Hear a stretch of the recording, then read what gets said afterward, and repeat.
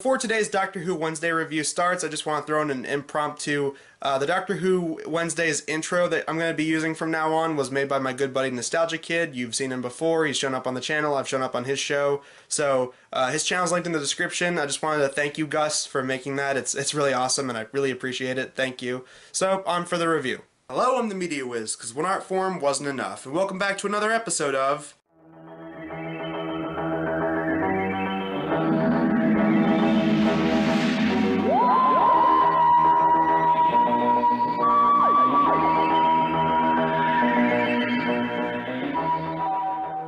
On today's Doctor Who Wednesday review, we're going to be looking at Doctor Who video games. Now, while we might look at a couple of games today, there's one game I especially have my eye on, Return to Earth for the Wii. I rarely like reviewing the worst of media because sometimes it might just be a little too obvious what I say, but I've heard so many awful things about this game, I actually want to see how bad it gets. From what I hear, it has bad graphics, barely visible enemies, and it's just an absolute insult to Doctor Who. I'm serious, I really want to see how bad this one gets. Wiz? Yeah, Return to Earth for the Wii was never released in America. Huh? Yeah, it was just released in select parts of Europe. Aw, crap. I didn't play any other Doctor Who games in case I didn't have that one. Wait, hold on. You didn't play any other Doctor Who games in preparation for this review? You didn't play Evacuation Earth? No. Eternity Clock? No. Top Trumps? No. Any of the computer games? No. Wiz, this is why we plan ahead, damn it! Damn it, there's gotta be something I gotta look at. I don't know, let's see if I can fall back on anything.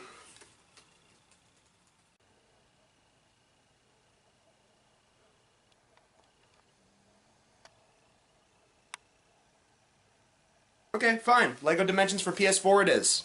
LEGO, a brand that grew to house tons of different franchises, its own movie, as well as upcoming sequel, and of course video games. Today's title we're looking at is LEGO Dimensions, the big crossover event everyone was waiting for.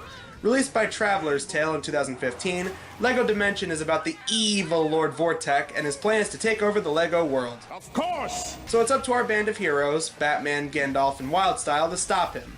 You do this by fighting bad guys in various different worlds from different franchises like Ghostbusters, Wizard of Oz, Sonic the Hedgehog, Powerpuff Girls, Gremlins, Back to the Future, Harry Potter, Simpsons, and of course Doctor Who.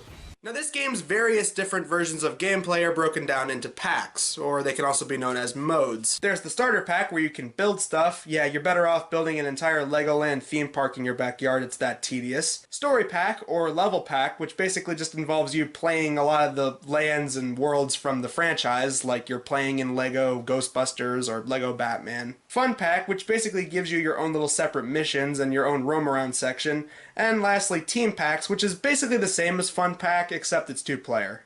Doctor comes in both level pack and fun pack, so let's look at those. So in the Doctor's world, it seems that the Daleks have invaded Earth, along with Davros's help. So it's up to our band of heroes, along with the 12th Doctor and K9 of course, to stop the Daleks. You do this by traveling through time, defeating some time-traveling Daleks, and collecting items, as well as taking out their power source in the present-future apocalypse thing. And you also get this hacking minigame.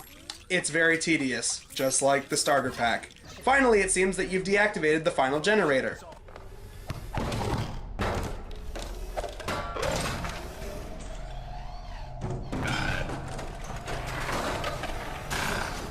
I like how the Daleks in this game are less of a threat and more just overly powerful children annoying their overlord grandpa. What have you done with the population of the Earth? I have given them new employment. The Daleks. They're... Yes, Doctor. Your precious humans. Well, this just got dark. So the Doctor must go back in time once again to prevent this from happening, like he do, and your first mission involves helping Strax rebuild his carriage.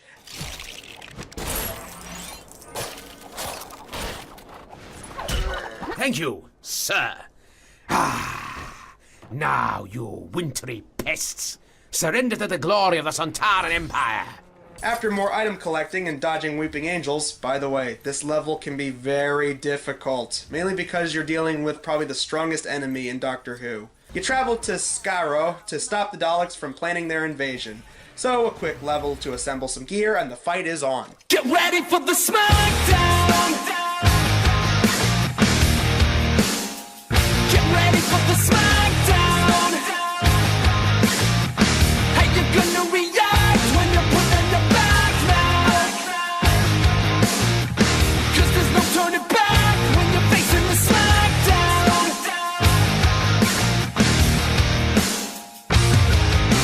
Anyway, you finish the Doctor Who level by rebooting the control that Davros has over the Daleks, so now that you control them, taking out Davros in the process. I am your creator! We cannot override the Doctor's commands! Curse you, Doctor.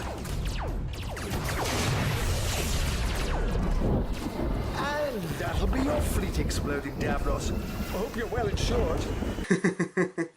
Okay, I like the fact they were able to get a bunch of voice actors to reprise their characters, but the zingers that they give Peter Capaldi as the 12th Doctor in this are just perfect. I'll make myself at home, shall I? Enter. By the way, I'd like a wake-up call at 7 and 2 soft-boiled eggs for breakfast.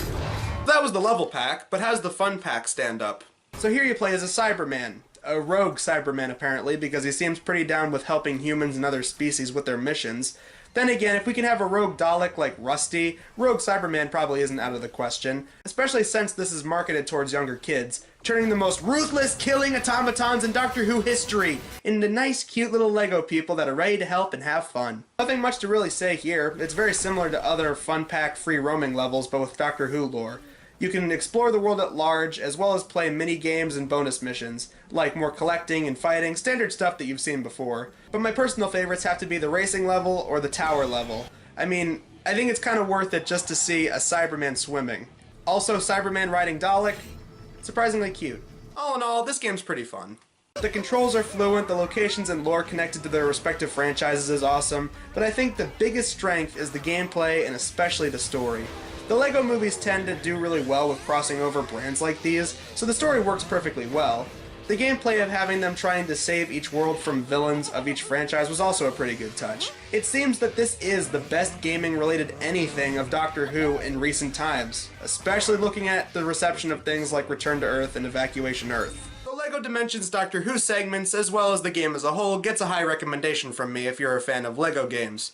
Next time on Doctor Who Wednesdays, we're going to be looking at Doctor Who food items. I'm the Media Whiz, because one art form wasn't enough. Everything is awesome. Everything is cool.